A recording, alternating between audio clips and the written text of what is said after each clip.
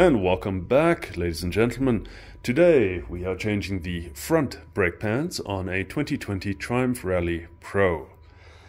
Why? Well, I'm going on a trip and, 3,000 kilometers, and this is what one of the front brake pads looks like. Now, normally you can wait until those lines disappear, but this is already less than 2 millimeters, and the agreed safety by the manufacturer says if it's less than 2 millimeters, just damn replace it. Here's a fresh one. Much of a difference, huh? And besides, when you go on a tourney or long haul, 3,000 kilometers, you have no idea what's waiting for you, and I just feel better just replacing these. And how's this for a laugh? Alright, the Tiger uses 901 SP, the Super Duke uses 841 SP. Now, both of these street upgrades, so they're a little bit better. But if you go onto Ferrodo's website, they have one pad for both bikes. And guess what? Thank you, Ferrodo, because I had... There you go. So this equals that. Someone's pulling a fast one here. I wonder what the price difference is between these two. So what do we need? We need brake fluid, because we will be siphoning some out of the reservoir when we press back the brake calipers, so we need to replace it if necessary. A Brillo pad, just to clean up the brake pistons as well as the clips. Brake cleaner, very important. We don't want to leave any grease or oil anywhere. Mental note, don't get brake parts cleaner on that surface, okay? These things are still glued under temperature, and that glue may soften if you expose it to brake cleaner. Newer brake pads, now the metal is actually shaved in, so it has these little hooks which embed themselves into the material, which also functions as a really noisy reminder that your brake pads are getting done with. Technology. Rags, obviously, safety, gloves, a syringe to siphon out the old brake fluid. You can use a straw, but remember, don't swallow. Or if you were brought up in a household where if it's in your mouth you swallow, my condolences, ladies. A little brush to, again, clean the brake pads, the brake pistons and rotors, a beer of your choosing, and a collection, a bowl basically, because we're going to apply a lot of brake cleaner that has to drip on the floor or in this bowl if you want to be nice about it.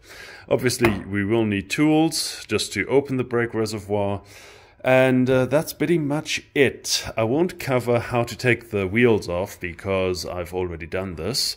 Reason being, new tires as well. The front is a Michelin Anarchy, which has about 6,000 on.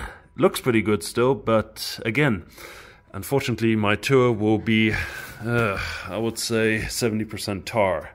So, gotta replace them. This is Mitas EO7 Plus, and I will be getting a front and back set of this tire again. Reason being, it actually improved. I'm very proud of it, or at least for what it has done through mud, through tar, long distance, etc. I'm very happy with this tire, so unless there's a new one coming, it's my go-to staple. Right, let's crack the beer and let's get going. Removal of the front wheel. If you are a lazy bugger, like me, you'll notice if you try to remove it, these things are preventing the wheel from going anywhere. So what do you have to do? You put your chin on the wheel and pull backwards, while both your hands pull these apart. So that'll help it come out. It's not the most elegant solution, and make sure you don't have any spectators, but it works. Next up, shout out to Brembo. This has to be the easiest way to remove a brake pad. Mazel tov. Okay, we're going to remove them and then use the brake cleaner and toothbrush. We're going to clean all around it, because when we put the new pads in and we push back, we don't want any dirt going past the seals. Okay, this pin want to also take apart and clean up a little. Drawback, you can only take it out once the pistons have been, well, reseated or flush with a caliper. So unfortunately you have to clean them, else, like I said, you will introduce crap into it. Once you take it down, I'm guessing we push down on that and it should just come out. I really like these Brembos. They're real idiot proof, especially for me. Alright, once you have cleaned them as best as possible, you now need to reseat the pistons. There are special tools for this, but honestly, if you're a young male and you do take care of yourself more often than not, then you will be able to just squeeze them back into position using the muscles in your fingers, arm and wrist. Okay, not everybody has that sort of Herculean strength lying about. You put your old brake pads in and you use a screwdriver or something of that and you make a lever action and you can push everything back flush. There, satisfied? Now if you're an off-roader like me, your handlebars will probably be positioned further forward, so this makes it a bit perilous. Regardless, once you've taken it off, I would suggest taking out the screws and giving them a bit of a brush. As you can see, there is rust already forming, and once that gets on the threads, well, usually these things strip if you just sneeze at them, so something to take care of, right? But for the time being, we're just going to place it here. We don't need further water and moisture ingress. And let's get down to business. Okay, they don't go flush. Never mind. Well, once you have them at that sort of angle, or what you do, you loosen those, and there you go. That pulls out. Now let's clean this one up. Okay, so we're going to clean this using a bit of Brakepad. If you want to go a little excessive, you use a bit of metal polishing paste, but just use a bit of brake cleaner to clean it up as best as you can. Et voila! And it doesn't even take a lot of practice. Just running it over a couple of swipes, it cleans up very easily. Okay, so everything's clean. Let's reseat this. This is the way, says the Mandalorian. Shame how they fucked that series up. I had so much hope for it. Oh well. Fuck Disney.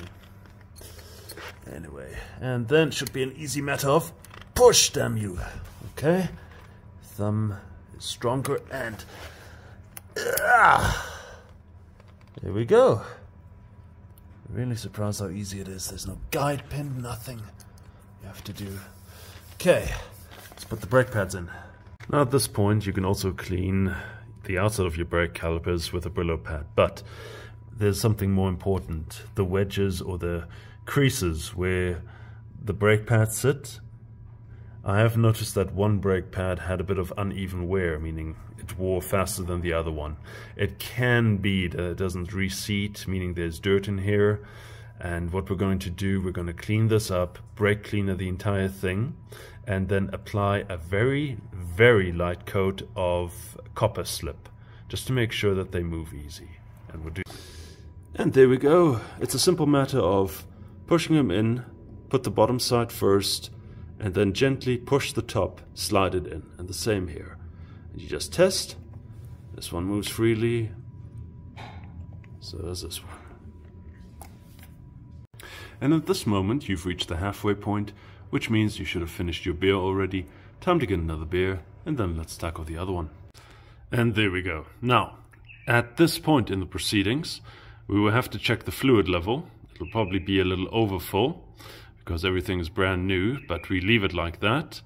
We have to install the wheel, which I'm not able to do, because I'm still waiting for the tires. But, and this is for you, before you install the wheel, you will use brake cleaner on the brake rotors. Alright, and then you put them in here. Don't forget to grease the axle. And once everything is installed, tighten down, pump the brakes to get all the fluid in, and then only adjust. Now, I would also recommend, look, I would say these brake pads, they have to be changed every 20,000, maybe 25,000.